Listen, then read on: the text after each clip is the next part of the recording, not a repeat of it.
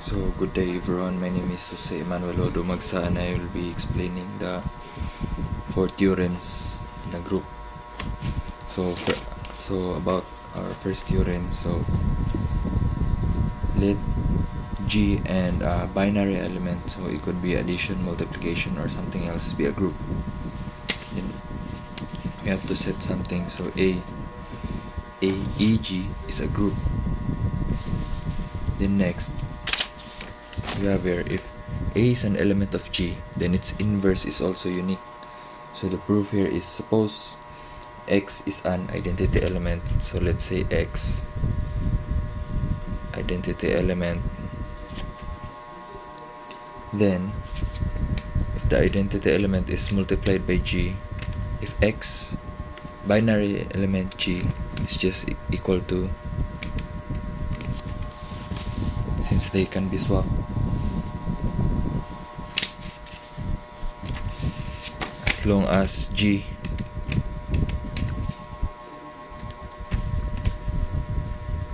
there exists G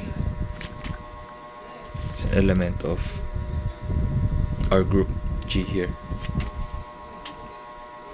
Now since REG is an identity element of G, the big G, and E and X is an element of big G, therefore X multiplied by E of G is just equal to X.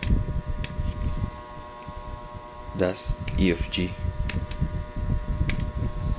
E of G.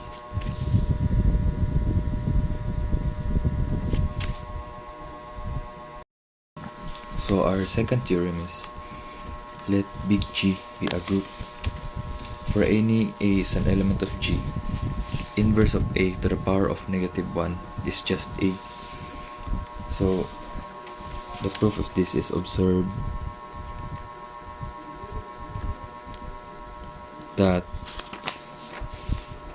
the inverse of A multiplied by the inverse of A power by -1 is just equal to the identity element. So let's try. So if we multiply this, let's just copy it. A minus 1, A minus 1, minus 1. If we multiply both sides by A, so multiply both sides by A, so it becomes A times inverse of A times inverse of A power of -1 is equals to A identity element.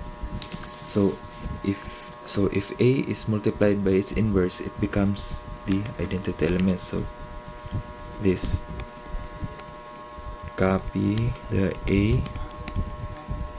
inverse of A multiplied by -1 AE. So if A is multiplied by its identity element, it's just going to be A. So, and here as well, and this as well. If any number is multiplied by its identity element, so nothing would change.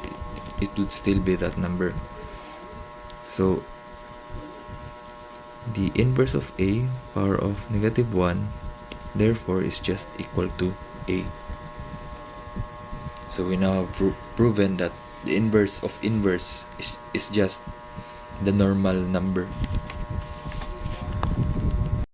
So the third thing we're going to talk about is the third theorem. So as I've written here, let G be a group, and let's set A and B be any two elements in our group G. Then the equations AX equals B and XA equals B have unique solutions in G. So what we're going to do first here is we must find what is X. We have to prove that X exists. So what we're going to do is just going to copy AX equals B. Then we make x as the subject. So what we're going to do is multiply both sides by the inverse of a to remove the a from the left hand side of our equation. So it becomes inverse of a times a x equals inverse of a b. So the inverse of a multiplied by a is just going to be the identity element. So this will become the identity element multiplied by x is equals to the inverse of a multiplied by b. So if an identity element is multiplied by a number, the result will be just that number. So our x here is just going to become the inverse of a multiplied by b. So now we have proven that x exists and this is its value. The next thing we're going to do is, since we have said that ax equals b and xa equals b have unique solutions, so what we're going to do is to show the uniqueness. Suppose that the x we're talking about here, we set x sub 1 and x sub 2, and both are the solutions of this equation ax equals b. Then ax sub 1 equals b is just also equal to ax sub 2. Suppose these two have x sub 1 and x sub 2 have both unique solutions. What we're doing here is proving by contradiction. So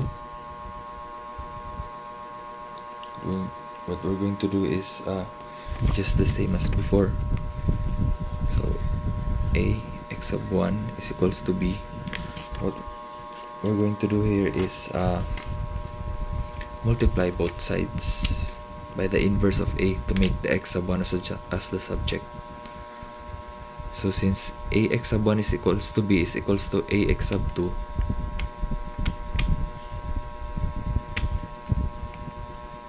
so to remove the a from both equations, we're just going to multiply both equations by the inverse of a to make the x is the subject. So the inverse of a multiplied by a times x sub 1 is equals to inverse of a sub 1b is equals to inverse of a times a times x sub 2. So the inverse of a multiplied by a is just going to be the identity element. Is equals to inverse of a b is equals to identity element x sub 2. As you can see here, no?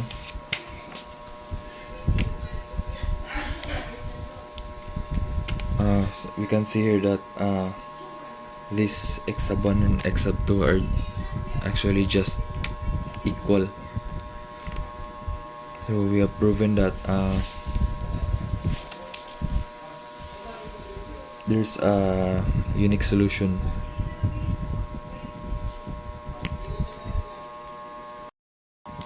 Next, let's talk about the fourth topic, so theorem. So we let a group G and a binary element be a group. We let G and a binary element be a group if there are two elements a, b, which is the element of our group. Then a binary, the inverse of a binary b, so a times b is not really multiplied, but a binary b is equals to inverse of b times inverse of a. So how are we going to prove this? So it's like we're going to prove that the negative 1 here can just be distributed to the two of them. So what we did to solve here is that to remove the inverse of b and inverse of a, so we multiply both sides by the inverse of inverse, basically their normal number, so we multiply both sides by b and a. Let's just switch this to ab instead of ba. So a, let's just do this here, a and b, the inverse power of -1. Let's just swap this to ab instead of ba. They're just the same anyway.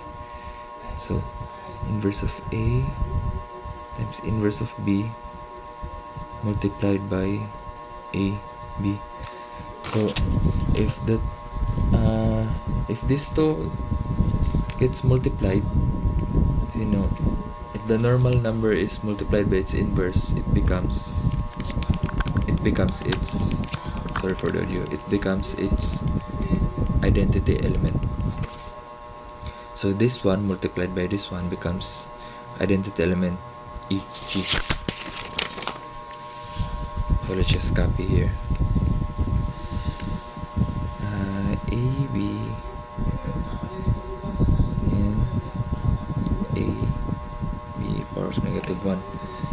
So what we're going to do here is we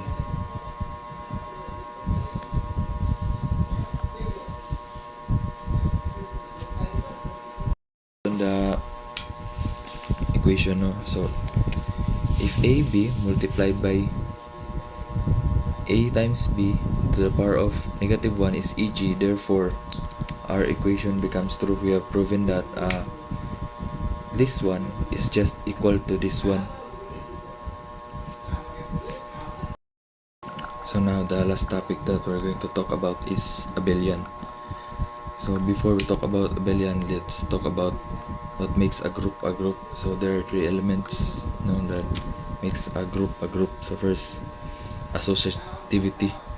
So like if a times b is just equal to b times a. Next, an identity element, the eg.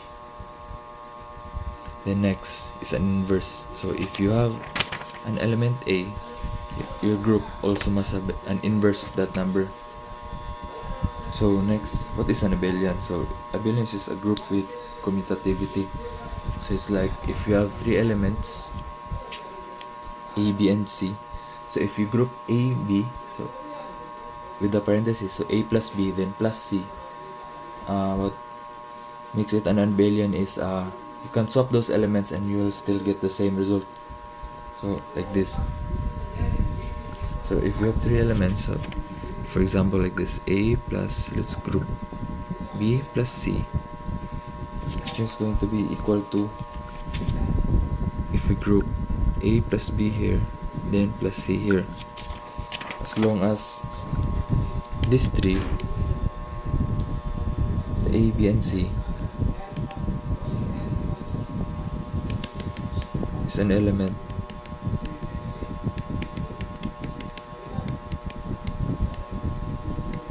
of real numbers. In this example, we're supposing that the real numbers and the addition is a group. So suppose in these real numbers we have three elements a, b, and c, and we're trying to prove if the element of real numbers with addition operation is an abelian.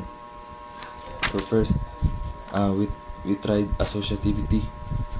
So a, b, and c can be swapped. It's still an element. So yes. So let's try about the identity element. So is a plus identity element equals to identity element plus a.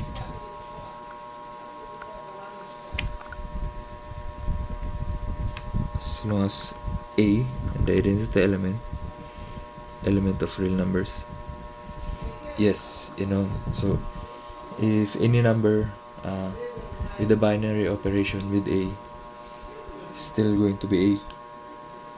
So A plus identity element is still equal to identity element plus A. So next is inverse. So if A is added with its inverse is equals to inverse added to its normal number is equals to 0. Inverse identity element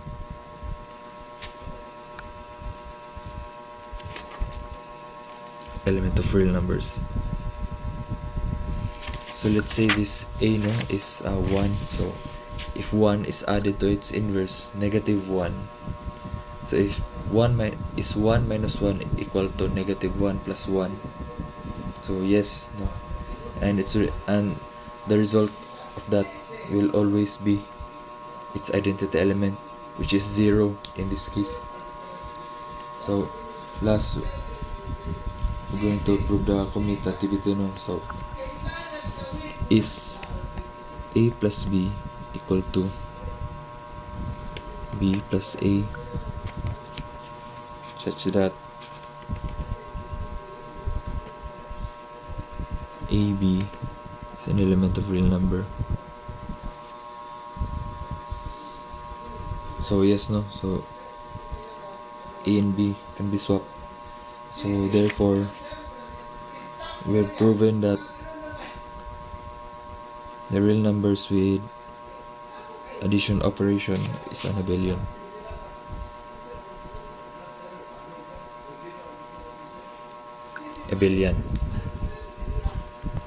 So the key term here in abelian is it's just a group, but it's commutative.